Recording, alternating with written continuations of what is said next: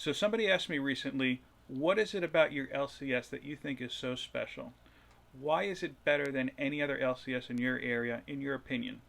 Stick around. I'm going to tell you in this edition of Slabbed Stories.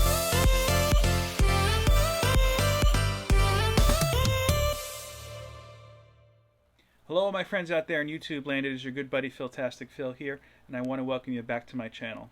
So as I said, today is an episode of Slabbed Stories, where we take a slab from my collection and I tell you a little bit about it. But before we get into that, I'm going to show you the book of the video.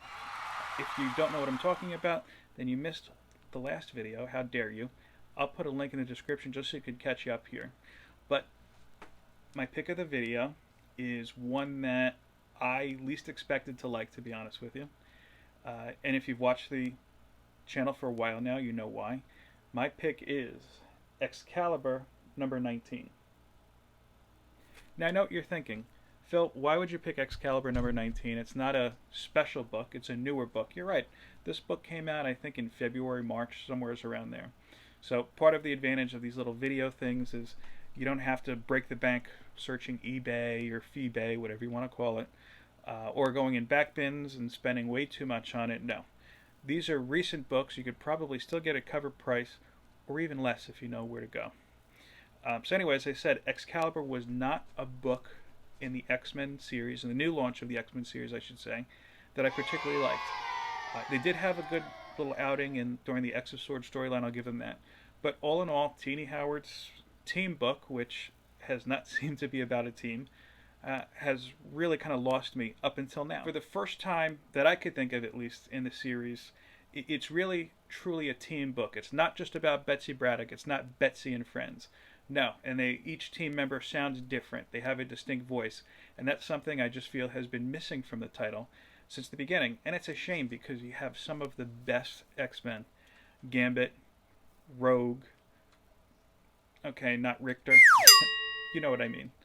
Anyway, though, I highly encourage you to check out issues number 19 and 20. Again, they're recent, so you can pick them up fairly easy.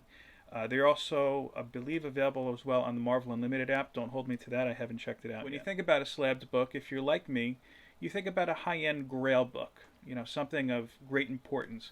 Maybe it's a new direction for a title. Maybe it's the introduction of a new character. Or maybe it's just something that is of limited print run.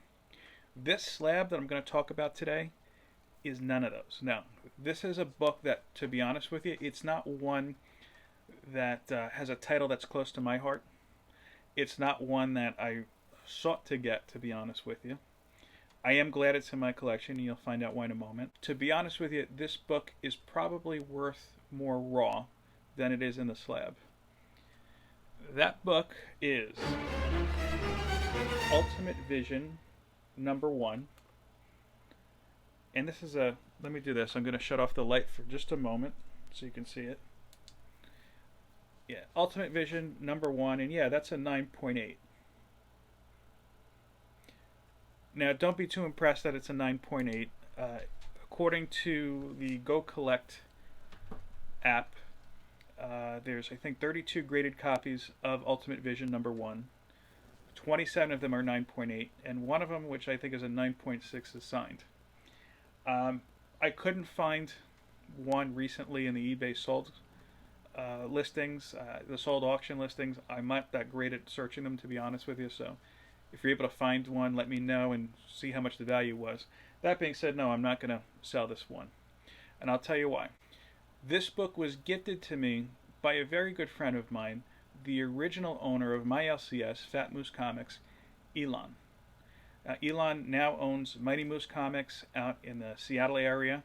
I will put a link to his page so that if you're in that area, go and check him out and tell him that Phil sent you and he said hello. I've been a customer of Fat Moose Comics since the summer of 2001. That's right, 20 years. I had been out of comics for about 5 years, and one particular title I heard about, I don't even know how I heard about it, to be honest with this point, but I heard about one title that was coming out that made me say, ooh, I got to pick this up, I got to read this, and that was Origin, the story of Wolverine's origin. I remember they were touting it that time as the greatest story never told. That was the byline. So, didn't know where to go. My LCS growing up as a kid had been long gone, And I think I was really just driving down Route 10 one day and I saw Fat Moose Comics. I said, let me check this out. Anyway, I walked into the shop for the first time, and I remember my first impression was, this place smells like a $5 footlong. And I say that because there was a sandwich shop right next door. It wasn't a Subway. And this was not Elon's fault at all. It's just, that's the first memory I have of that place, is just that sandwich shop smell. And then just going there, picking up copies of Origin, and then gradually getting back into comics. I started going there a little bit more frequently and started talking to Elon, and lo and behold, we became very, very good friends. So fast forward a couple years, and we're celebrating my birthday, and I had a little bit of a party going on. I invited Elon to the party, and lo and behold, he came with a gift, which I wasn't expecting, to be honest with you. But it was 2 slabs, and again, Ultimate Vision #1, this book here, being one of them. Now, this was kind of like a bittersweet kind of birthday, to be honest with you, as far as comics goes, because Elon was talking about relocating to Seattle, which he eventually did. And again, I encourage you to check out his store, which is in the Seattle area. I'll put more detailed information in that later in this video.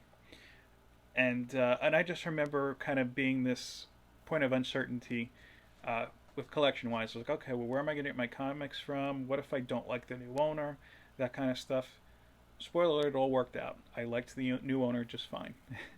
And even though I miss Elon, I do think that the store is in good hands right now. Elon got it for me because he knew that I was primarily picking up Marvel books, and I was picking up a fair amount of the Ultimate Universe books at that point.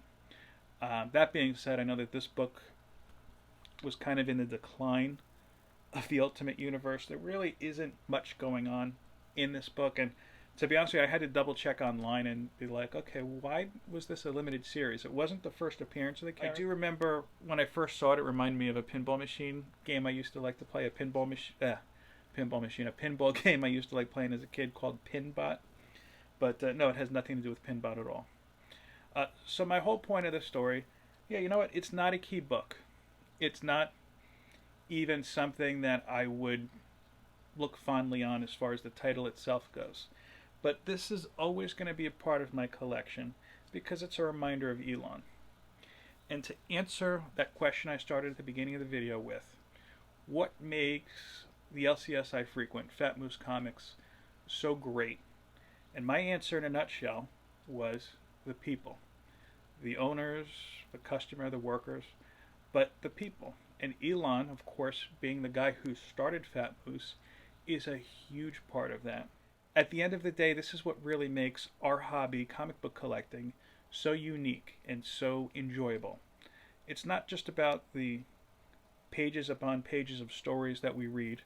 It's about friends. It's about community. It's about sharing your thoughts with one another.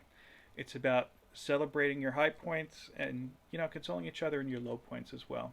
And every time I look at that comic, again, I'm not going to think about the woman on the cover sticking out like this. No, I'm going to think about my good friend Elon and all the good times that we've shared. Thank you for watching this video. I do appreciate you taking out the time to check out my channel. If you haven't done so already, go ahead and subscribe to this video. Give me a thumbs up if you liked the video. And comment, did you like my story about Ultimate Vision #1?